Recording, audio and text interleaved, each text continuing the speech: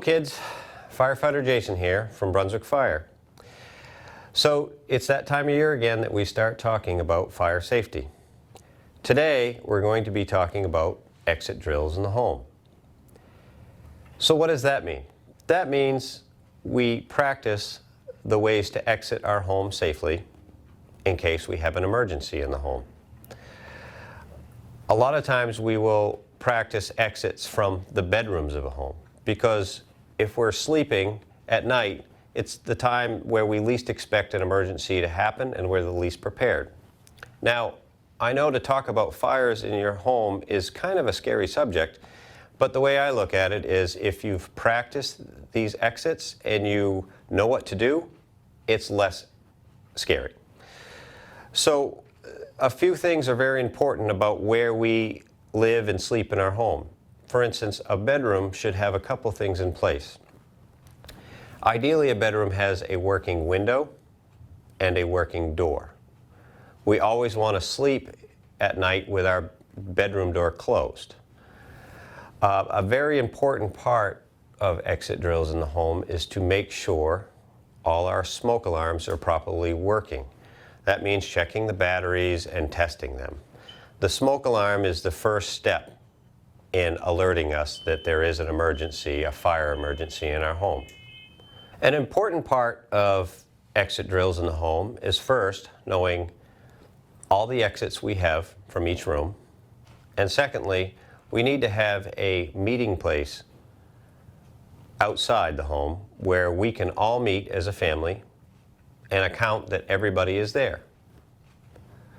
So if you are sleeping and you wake up and you hear a smoke alarm and you smell smoke and you suspect that there is a possible fire in your house, your number one job is to safely get out of your house, and the second most important job is to go to that meeting place. A lot of times families will use maybe the mailbox in the front yard, or the shrub or the tree, something out in the front yard where everybody's visible and you can be there waiting for the rest of your family. And when the firefighters show up, that way you're also front and center so you can tell them any information that they could use. Like for instance, if there are any pets in the home or if anybody else is still in the house. So a few important things to remember. If you were to wake up and think there is a fire emergency in your house, and you know your number one job is to get outside. Your number two job is to get to your meeting place. So as you exit your room, the first thing you want to do is check the door for heat. We don't want to open a door without knowing what's on the other side. So how do we check a door for heat? Well, you use the back of your hand. And a lot of times I tell people, don't just quickly check the door in one place. Check the door up high, in the middle, down low, maybe check the actual doorknob. If it's hot, we don't open it. If it's normal temperature, cool, then we open it slowly. Now, the best way for you to exit your home is your primary exit. Sometimes you'll have two exits from a room, but your primary exit is the normal way that you get in and out of your house to your bedroom every day. So maybe down the hall, down the stairs, out the door. So the best way, your first attempt should be to use your primary exit to get out of the house to your meeting place. So you start down the hall, let's say, and you encounter smoke. Well, we don't want to walk through that smoke. We don't want to breathe in that smoke because that's harmful to our lungs. So the best way we can deal with that is get low and go. So we get low and crawl under the smoke. Now, I know that most of you kids out there, if I asked you if you could crawl out of your house as fast as you walk, I bet you could. So that's the best way to do that, is if you encounter smoke, get low and go. Now, the best thing you can do is get out to the meeting place and stay there. You don't go back into the house.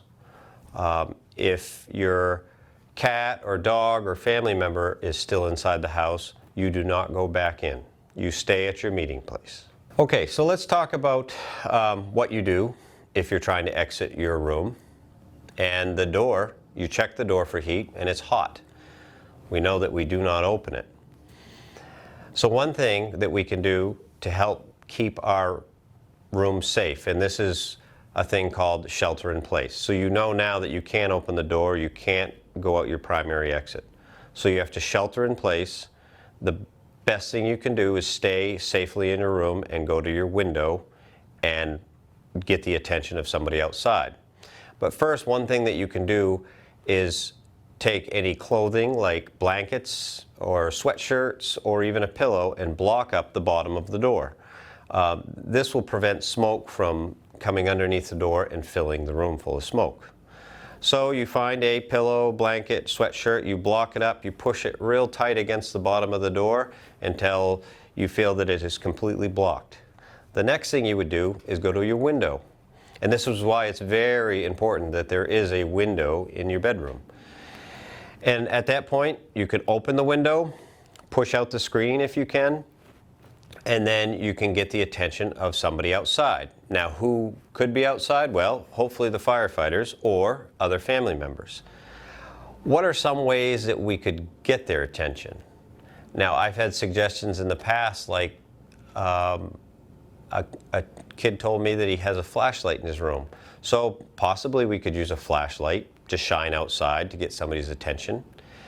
The other thing we could do is maybe take blankets or pillows or something in the room and throw them out the window. We definitely want to use only things that are soft because we don't want to hurt anybody.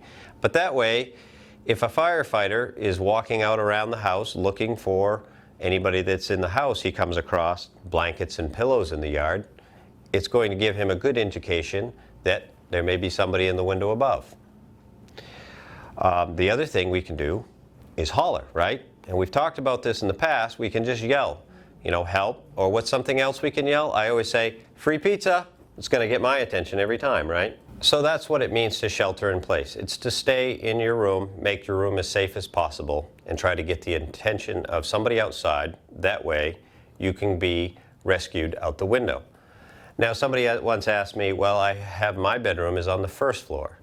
Well, like I said, your number one job is to safely get out of the house. If you could safely get out your window and onto the lawn and get to your meeting place, then that's fine.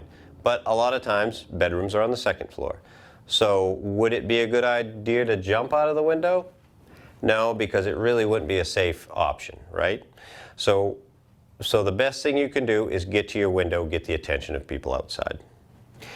Now let's talk about the scenario that you can open your door because it's not hot, but your primary exit is blocked. So first, is there a second exit? Sometimes houses have a second way out of the house that may work, where you would be walking away from smoke or fire. So in that case, you would use your second exit. But now let's talk about if you got out into the hall and you get blocked by smoke or fire and you realize you can't get out of the house. What's the best thing you can do? Just what we talked about. You would go back to your room, close the door, block up the bottom of the door, go to a window, open the window, push out the screen, and get the attention of people outside. All right, I want to talk real quick about why it is a good policy to sleep with your bedroom door closed. Your door to your bedroom is actually a great barrier to protect you from smoke and fire. So if a fire was to start, if you have your bedroom door closed, it's going to help prevent smoke from getting into your room while you're still sleeping or just waking up because of the alarms.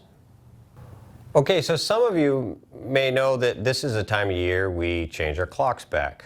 It's also a good time, while we're changing our clocks back, to check the batteries in our smoke alarms. This can be a family activity, and the best thing to do is check all the smoke alarms. We should have a smoke alarm on every floor of our house, and we should also have one close to the door of every bedroom. So this way we can, as a family, check the batteries, and make sure the smoke alarms are all working properly, so that way they will alert us immediately if a fire is to start inside our home. So, oh, hey kids, so look who it is. It's Sparky. How you doing, Sparky? Good. What you got there? Oh, it looks like you got the mailbag. Okay, so Sparky's got some mail questions from some of you kids out there at school. So, what you got there? We'll read a few of the questions. Sound good? All right, let's see. Okay, to Firefighter Jason. Okay, this question is from Pat. And Pat asks, what if my cat, dog, or baby sister or brother is still in the house?